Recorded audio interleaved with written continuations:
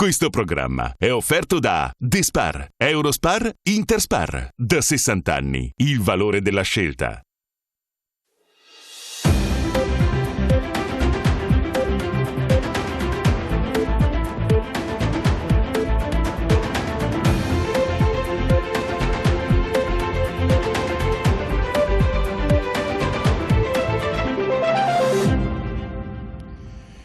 Buonasera, bentrovati. È una puntata speciale di Primus Inter Pares, più corta, perché ovviamente tratteremo il tema, vedete già dai titoli, emergenza coronavirus. Ovviamente cerchiamo di fare anche il punto sulla situazione attuale per quanto riguarda la nostra regione di questa purtroppo emergenza che sta capitando a noi. Ospite, e la ringrazio ovviamente, è l'assessore alla sanità Veneto, Manuela Lazzarin. Buonasera. Buonasera. Per dover di cronaca e per correttezza vi ricordo che noi stiamo andando in ora alle 21, però la trasmissione l'abbiamo registrata in mattinata, quindi i numeri e tutti i dati che vi daremo ovviamente sono in riferimento al mattino, poi se cambieranno ci auguriamo tutti in positivo, ve li comunicheremo ovviamente in altre trasmissioni sui nostri notiziari. Come va, Assessore?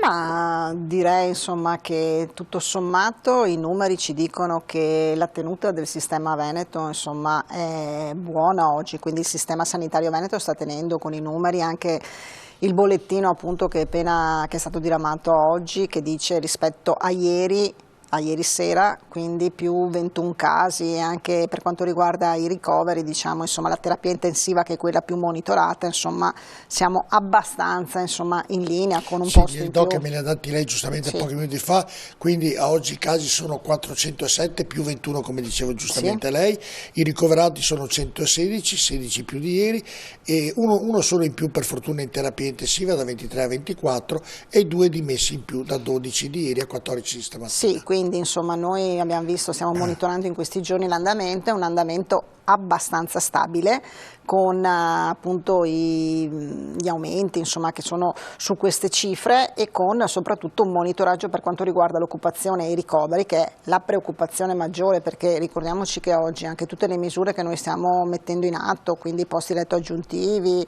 misure che ci vengono chieste dal governo, sono proprio nell'eventualità di un'esplosione dell'emergenza e quindi della necessità di avere posti letto aggiuntivi per ricoveri molto più numerosi. Mi dica la verità, lei teme l'esplosione? Oppure dice, no guardi, io sono fiducioso in un altro senso? Ma allora, noi sappiamo, ci sono degli algoritmi che dicono che la curva dovrebbe avere un'impennata. E questo insomma è quello che ci dicono gli algoritmi, che sono sì modelli matematici, ma sono anche dettati un po' da quelle che sono le caratteristiche, da quella che è lo studio che è stato in queste quasi 2 settimane di questo virus. Quindi crediamo agli algoritmi, non è che non crediamo. Dopodiché probabilmente bisogna capire anche come è stato finora gestito, come è stato finora insomma quelle sono state le misure messe in campo. Oggi, se noi guardiamo i numeri del Veneto, abbiamo una situazione che tiene e che quindi insomma non vede un'esplosione come ci dicono, però è chiaro che noi non possiamo non tener conto di questi dati, non possiamo non tener conto di quanto ci dice l'Istituto Superiore di Sanità, non possiamo non essere pronti nell'eventualità che effettivamente ci fossero molti più casi, molti più ricoveri, necessità di posti letto nelle terapie intensive, e questo potesse mandare in difficoltà il sistema sanitario, perché oggi noi abbiamo un'emergenza coronavirus, quindi abbiamo tutta una macchina organizzata, quindi con malattie infettive, con i reparti di terapia intensiva, l'isolamento fiduciario e quant'altro, però ad oggi il sistema sanitario veneto continua ad andare avanti, nel senso non abbiamo bloccato le attività all'interno del sistema sanitario veneto.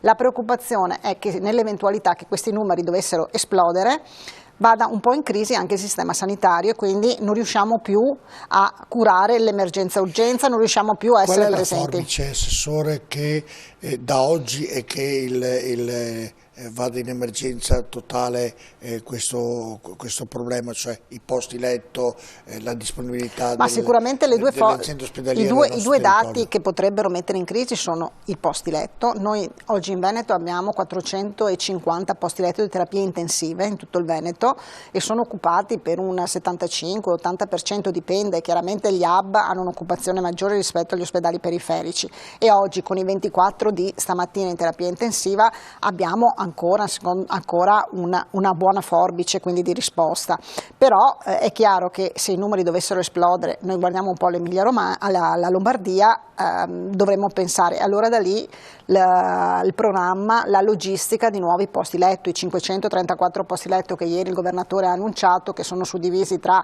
pneumologia, malattia infettiva, terapia intensiva e terapia intensiva, subterapia intensiva, quella con caratteristiche minori, vanno in questa direzione e quindi abbiamo un piano, diciamo così, pronto nell'eventualità. Abbiamo comprato ventilatori meccanici per le terapie intensive, anche se sappiamo la difficoltà oggi nell'approvvigionamento del materiale. Ho visto, mi scusi se la interrompo, ho visto ieri sera una trasmissione, non ricordo esattamente dove, che ci sono delle maschere che sostituiscono praticamente anche certi pazienti di evitare di andare in terapia intensiva.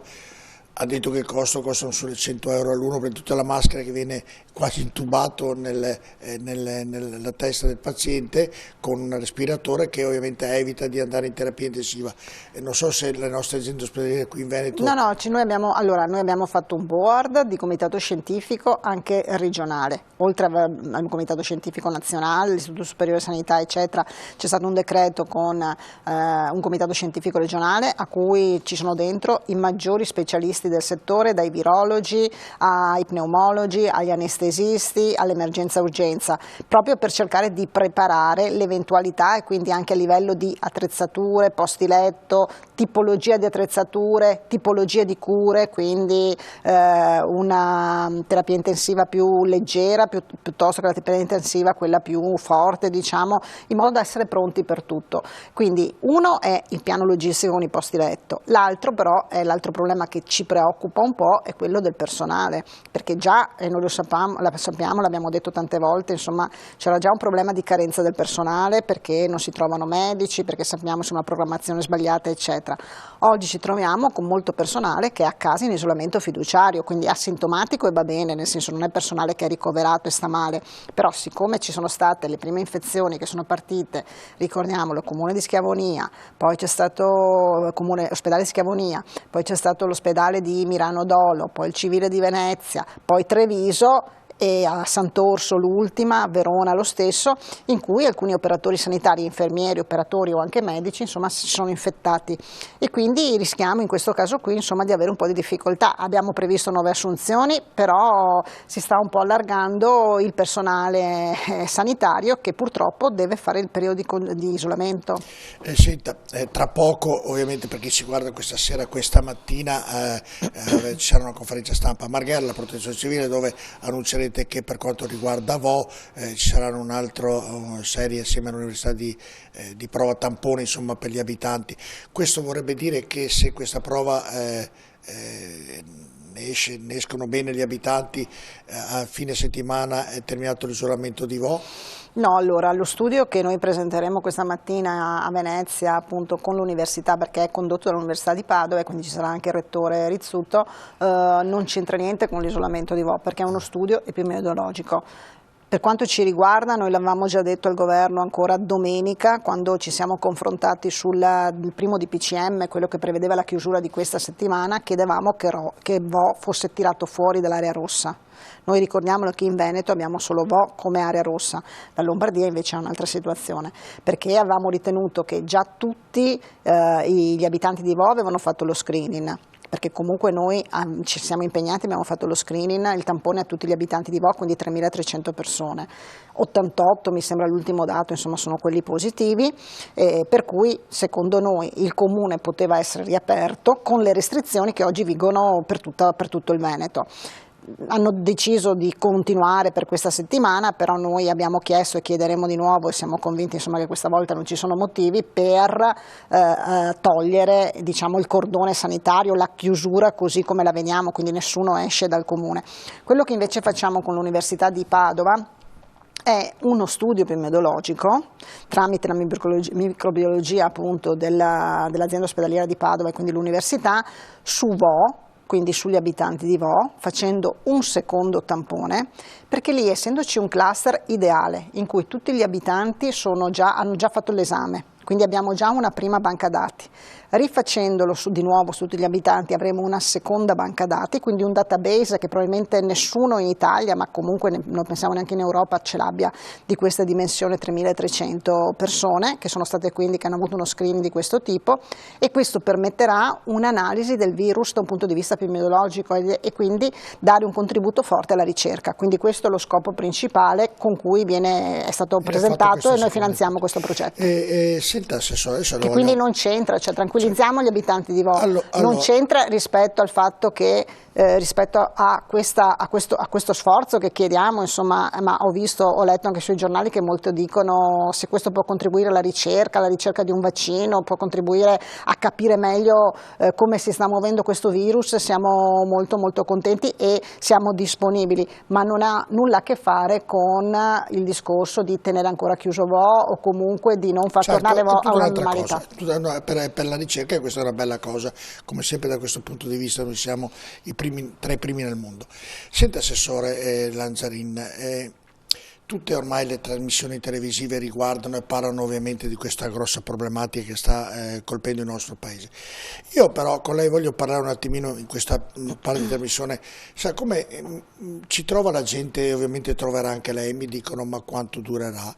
Tanti mi dicono ma stanno esagerando, ci raccontano le storie, ci raccontano le favole, le cose sono più complicate, le cose sono diverse. Ecco, lei vive a contatto con i vertici della politica, con i vertici sanitari italiani di questo problema, avete dei collegamenti quotidiani con Roma.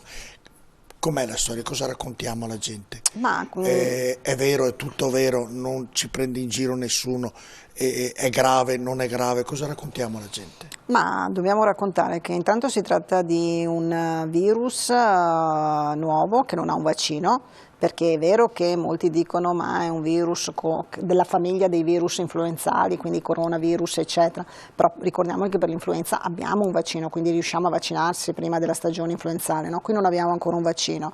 È un virus che si propaga molto velocemente, abbiamo visto, e quindi c'è una diffusione insomma molto molto veloce, da qui anche tutte le richieste di prescrizioni, di attenzioni, di norme igieniche insomma ripetute, lavarsi le mani, evitare la stretta di mano, mantenere le distanze, evitare le aggregazioni, no? Quindi si propaga molto, molto velocemente.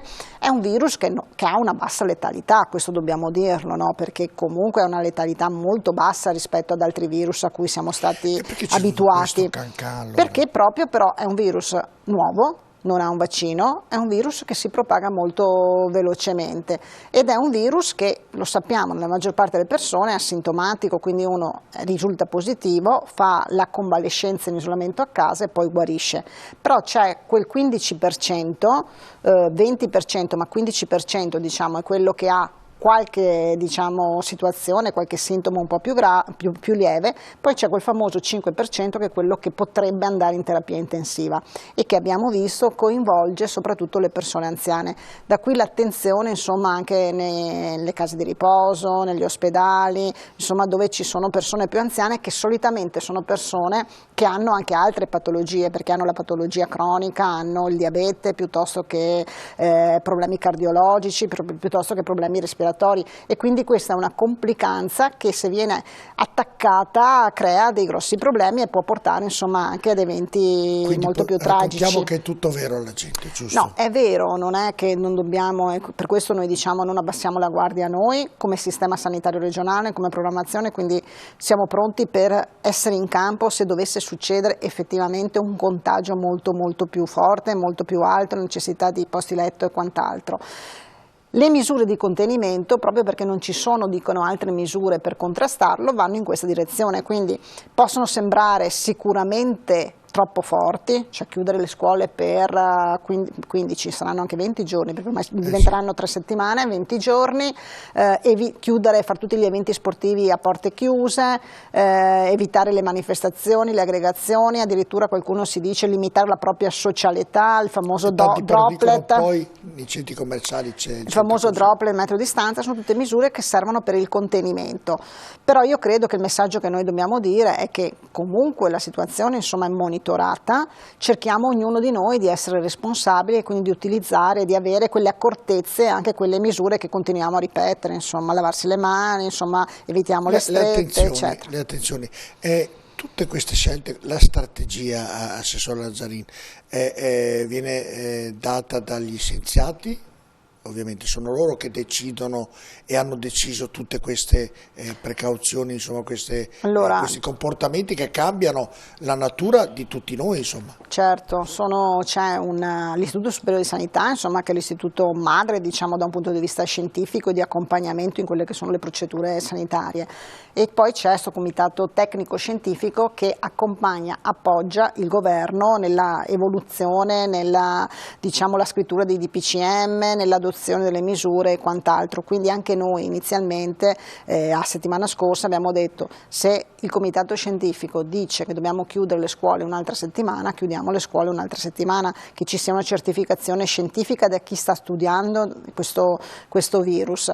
È chiaro che però bisogna dirlo, noi abbiamo visto anche un po' di schizofrenia, nel senso, anche tra gli scienziati, tra i virologi ci sono state, insomma, affermazioni diverse, ci sono stati anche dei contrasti che sicuramente non hanno creato quel clima sereno per cui, insomma, c'era un'unica voce, insomma, e questo l'abbiamo visto perché, insomma, nelle trasmissioni personaggi, appunto, scienziati, virologi, professionisti che hanno dato anche qualche interpretazione diversa. Questo credo che non abbia aiutato nella spiegazione completa di quello che sta succedendo. È vero, perché poi tanti, ovviamente la gente comune dà anche la colpa alla comunicazione, quindi alla stampa, perché dicono: avete esagerato nel comunicare alla gente tutto quello che state comunicando, ma se gli scienziati, se la politica ci dice che domani verrà presa questa decisione, ovviamente quando viene chiuso un paese con 3-4 mila abitanti, quando viene chiuso a Milano 50.000 in isolamento, ovviamente la cosa è grave, insomma, da un punto di vista dell'informazione bisogna pure darla, o no? No, concordo, cioè l'informazione, anche noi abbiamo deciso fin da subito anche sui dati la massima trasparenza, cioè diamo i dati perché è giusto che ci siano i dati chiari, in modo, perché è giusto che si sappia ed è giusto comunicare, e voi ci state aiutando nel comunicare anche alla popolazione cosa sta succedendo, nel dare anche quel senso civico, di responsabilità, cerchiamo ognuno di fare la nostra parte.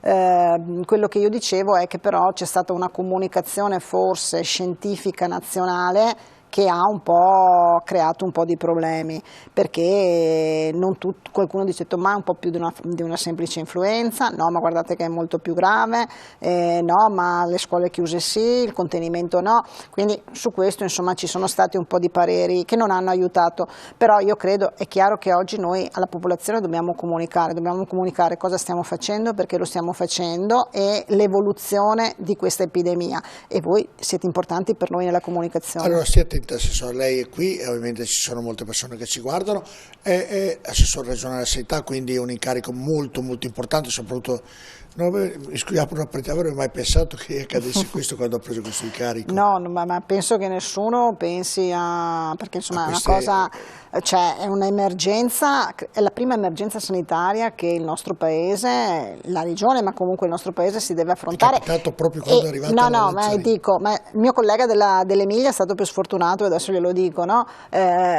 E che quindi anche il fatto di non essere, tra virgolette, preparati al 100%, perché non c'è un manuale, cioè non c'è un protocollo. Noi siamo sicuramente più preparati alle emergenze delle alluvioni piuttosto che dei terremoti. Qui invece è un'emergenza sanitaria, un'emergenza, insomma, che non ha ancora dei contorni ben precisi, diventa molto più difficile. No, dicevo, è stato più sfortunato il mio collega dell'Emilia, perché l'ho saputo ieri, insomma, il mio collega dell'Emilia è stato nominato assessore venerdì, e ieri il risultato positivo, quindi proprio, diciamo, ha iniziato proprio con, diciamo, non nei migliori dei modi, quindi gli faccio anche gli auguri.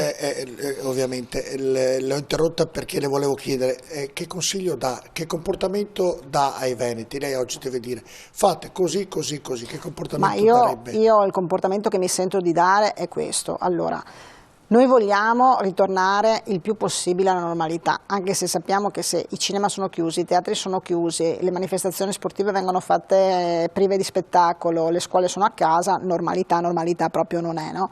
Però il messaggio che noi dobbiamo dare è dire: cerchiamo di tornare alla normalità, continuiamo a fare la nostra vita sociale, evitando, non so, i luoghi aggregati, le forti aggregazioni, evitando il contatto diretto e quindi le strette di mano, gli abbracci, insomma, ci laviamo spesso le mani come è stato consigliato, eccetera. La Commissione ha detto che siamo l'Italia che non bacia più, insomma.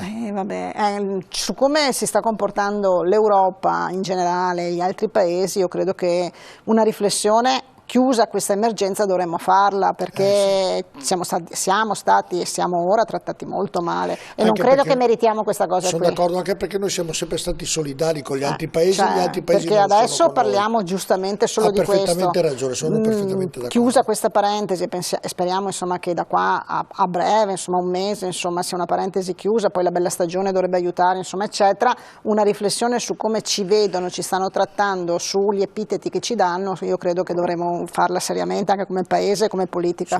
Quindi stavo continuando nella raccomandazione ai veneti che insomma stiano tranquilli, che non c'è... Ma sì, non facciamoci prendere dal panico, non facciamoci prendere dalla schizofrenia, cioè quindi stiamo attenti, chiaramente siamo preoccupati, è giusto che siamo preoccupati, siamo più accorti.